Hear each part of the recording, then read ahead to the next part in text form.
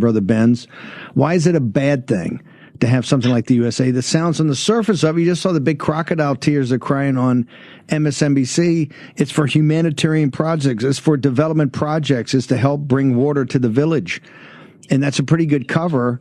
Why is USA? Why do we rip the mask off and say it's a CIA? And what is the advantage to the American people? You mentioned that it gave the money to a same sort of folks throughout the world. Who are those folks, and why is it an advantage to the populist nationalist movement and the American working man and woman to basically rip the mask off, face what it is, and then shut it down, sir? Well, this is a very, very complicated question, and I really hope that Trump World Foreign Policy folks understand the open heart surgery they're conducting on the way our foreign policy operates around the world.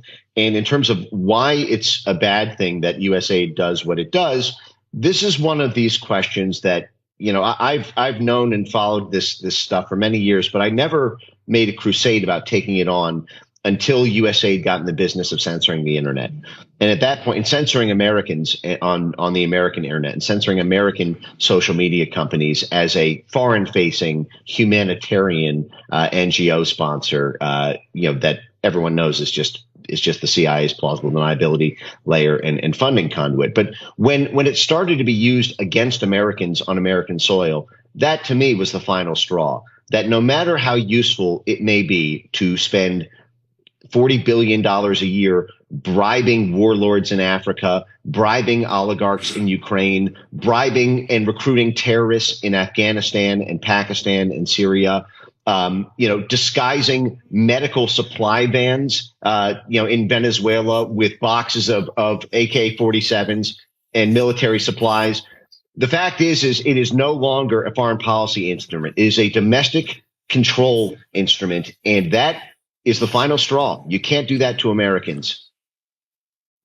Do you have any evidence in all your research, because you're like the axe in the space, that it's actually been used domestically against Americans, not just for doing warlord stuff like that, but actually against Americans? Oh my God, yes. The USAID in 2021, they made a formal policy pivot to stopping disinformation on the internet.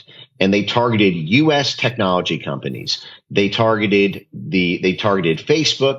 They targeted Twitter 1.0. They targeted YouTube.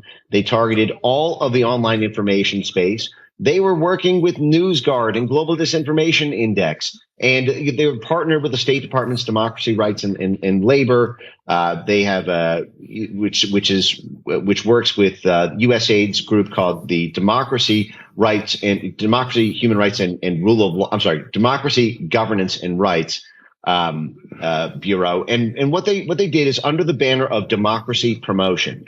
See, this is the thing. They're supposed to be a democracy promotion organization. It's one of the reasons that they are accountable to the House Foreign Affairs Committee and Senate Foreign Relations Committee. They said that disinformation. I know you got to bounce, but I just want to hold you to a short break and for a minute or two afterwards. I just want to make sure when we leave this today, people understand that you've made the case of why this place is dangerous and not some humanitarian thing, giving out money to like the nuns to save the orphans in sub-Saharan Africa. Short commercial has been on this idea about a government, an administrative state and deep state that's been out of control. Benz has been on this for years.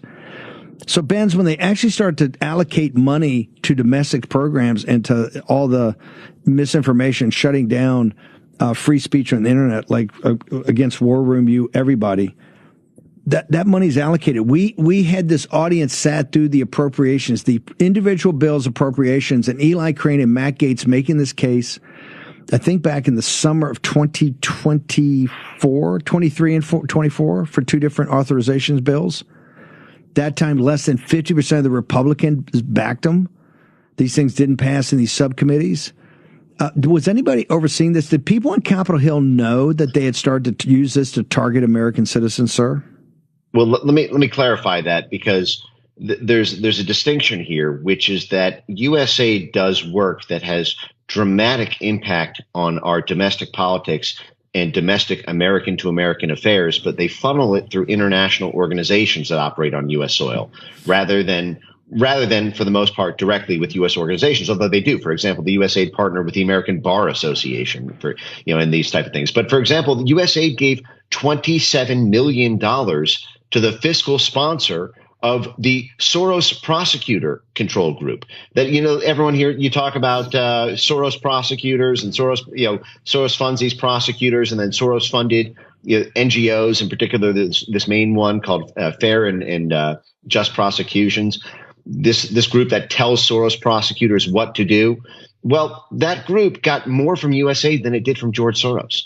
They got its fiscal sponsor did $27 million to the Tide Center, which also played a major role in fomenting Black Lives Matter, as one of the main parent groups to the Black Lives Matter groups. You have to understand, USAID is at the dead center. It occupies the center space between the State Department, the Pentagon, and the CIA. It's a switch player that serves as a plausibly deniable assistance agency to the rogue activities of those three federal agencies, and it represents essentially the sum consensus of the foreign policy establishment, the legacy foreign policy establishment that hated Trump with a passion, wanted to take him down because of his foreign policy views and because of his economic nationalism here at home. And what USAID declared doctrinally is that populism is an attack on democracy. They say this openly in USAID meetings. They say this openly in USAID documents. I published this a year and a half ago. The USAID disinformation primer published the first month of Biden's term in office, saying that the purpose of their disinformation programs was to eliminate populist subject matter expertise on the internet, because populist news sites undermine USAID programming by undermining public faith and confidence in democratic institutions. Because, don't you know, USAID spends billions of dollars to control the media every year. All the major media outlets in Ukraine are funded by USAID, like the Kiev Independent. All of the major news outlets in Western Hemisphere or in many parts of Africa and Central Asia, it does what the CIA used to do. Everyone remembers Operation Mockingbird. Well, guess what? That's just called USAID Media Sustainability and Media Assistance. Okay, that's all that is. And when populist waves swept the world in the U.S. in 2016 with Trump, and with what happened all over Europe with Marine Le Pen and Matteo Salvini and Nigel Farage, USAID declared censorship holy war against every single populist group, including Bolsonaro. Steve, I'm telling you right now, if USAID did not exist, Bolsonaro would still be the president of Brazil, and Brazil would still have a free and open internet.